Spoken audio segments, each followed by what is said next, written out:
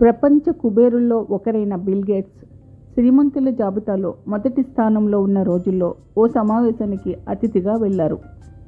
ఆయన ప్రసంగిస్తూ తనకన్నా ధనవంతుడు మరొకరు ఉన్నారని చెప్పారు. అక్కడి వారంతా ఆశ్చర్యంతో ఎవరు అని ప్రశ్నించారు.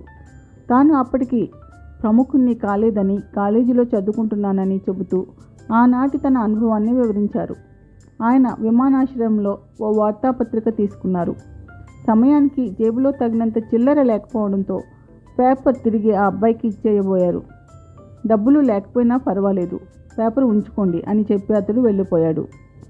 2-3 నెలల తర్వాత యాదృచ్ఛికంగా మళ్ళీ అదే ఎయిర్పోర్ట్లో మళ్ళీ ఆ అబ్బాయి దగ్గరే పేపర్ తీసుకున్నారు. ఈసారి కూడా చిల్లర లేదు. ఆ అబ్బాయి నవ్వుతూ, పర్వాలేదు, మీకు ఉచితంగా ఇస్తున్నాను, తీసుకోండి అని ఇచ్చేశాడు. ఆ తరువాత 19 ఏళ్లకు బిల్ గేట్స్ బిలియనీర్ అయ్యారు. తనకు పేపర్ ఉచితంగా ఇచ్చిన కుర్రాన్ని గుర్తుపెట్టుకున్న ఆయన అతడి గురించి ఆరా తీసి తన దగ్గరికి పిలిపించుకున్నారు.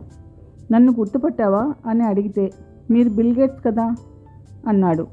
నువ్వు ఒకసారి ఎయిర్పోర్ట్లో పేపర్ ఉచితంగా ఇచ్చావు, గుర్తుందా అని బిల్ గేట్స్ అడిగితే, 2 సార్లు అని సమాధానం ఇస్తాడు.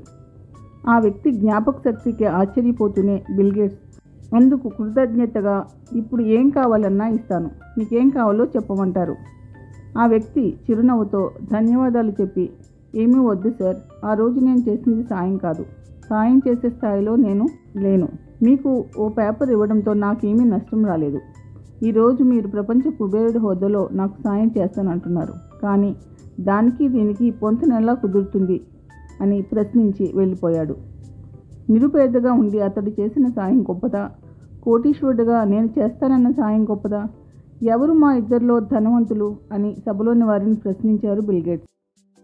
బిల్ గేట్స్ పేరిట బాగా ప్రచారంలో ఉన్న ఈ కథలోని నిజానిజాలు సంగతి అటుంచితే, దీని వెనకాల మానవ స్వభావానికి సంబంధించి లోతైన విషయమే ఉంది. మనుషులు పై మెరుగులకు ఇచ్చే విలువ నిజమైన నీతి నియమాలకు ఇవ్వరు. వీధిలో బండి మీద కూరగాయలు కొనేటప్పుడు గీసి బేరాలాడతారు. సూపర్ మార్కెట్కి వెళ్ళి 2 చెల్లిస్తారు. పని మనిషికి 100 రూపాయల జీతం పెంచడానికి బాధపడతారు. హోటల్కి వెళ్ళి ఒక్కపూట భోజనానికి వేలకు వేలు దారబోస్తారు. అమ్మా నాన్నల మందులకు ఖర్చు అయిపోతుంది అనుకుంటారు. స్నేహితులతో పార్టీలకు ఎంత తగిలేస్తున్నదే లెక్క పెట్టుకోరు. డబ్బున్నంత మాత్రాన ఎవరూ ధనికులు కాలేరు. దాన్ని వాడాల్సిన చోట వాడితేనే సంపన్నులవుతారు. Thank you. యశస్వి భవ.